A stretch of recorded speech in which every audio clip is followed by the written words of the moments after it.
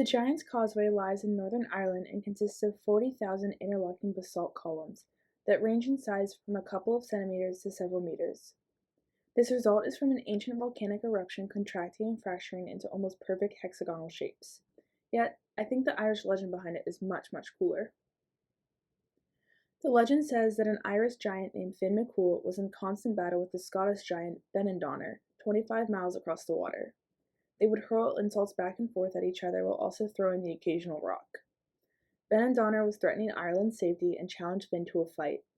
Finn wasn't the best swimmer, so Finn hurled rocks that slowly built up to be the Giant's Causeway. When Finn tried to cross the causeway, he realized how large and intimidating Benandonner was and decided to turn back.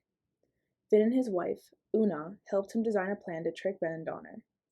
Una dressed Finn up as a giant baby. When Benandonner came over, he sat down and ate the cakes Una had provided and cried out in pain as there was metal in the cake.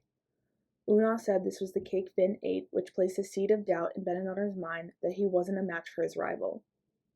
He then noticed how big the baby was in the cradle and could only imagine how huge the father was.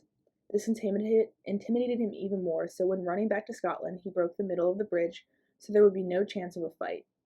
This can explain why there are similar rock formations on the North Atrium coast in Ireland and one at the Fingal's Cave in Scotland. While the lore behind geological formations is always magical, the actual formation isn't lackluster. 60 million years ago, magma broke through cracks in the tectonic plates and quickly spread across the earth as thick lava. Rapid cooling began and slowly formed this coastline.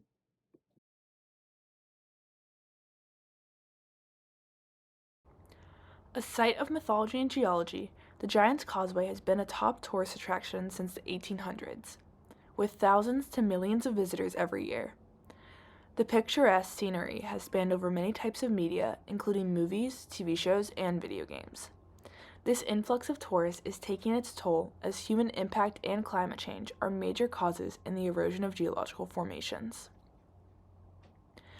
The Giant's Causeway is the first World Heritage Site in the Emerald Isles and, like most coastal landforms, faces threats of rising sea levels and coastal erosion. According to the Belfast Telegraph, the Giant's Causeway will experience high winds, floods, and landslides by 2060, which all put pressure on drainage, roads, and habitats.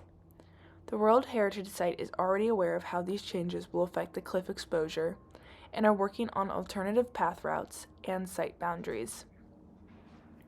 Yet, the less worried about factor in the Giant's Causeway's erosion is tourism and human impact.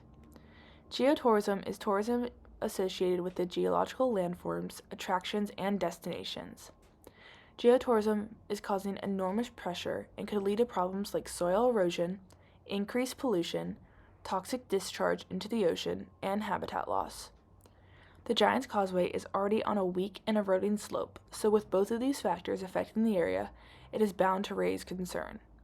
Unfortunately, I haven't been able to find much information on the effect of geotourism on the Giant's Causeways particularly, except that the National Trust, the management of the Giant's Causeway, is implementing green traveling, a sustainable way to see the causeway. That same article then promoted tourists to see the Giant's Causeway, as so many of the articles I've found have.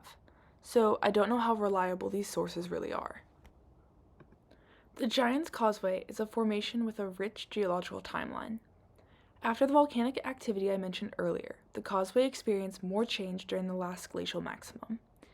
Shaped by retreating glaciers that's formed its marine cliffs and covered in an ice sheet that helped form its pillars, the Giant's Causeway formed 60 million years ago, but has continued to evolve and change.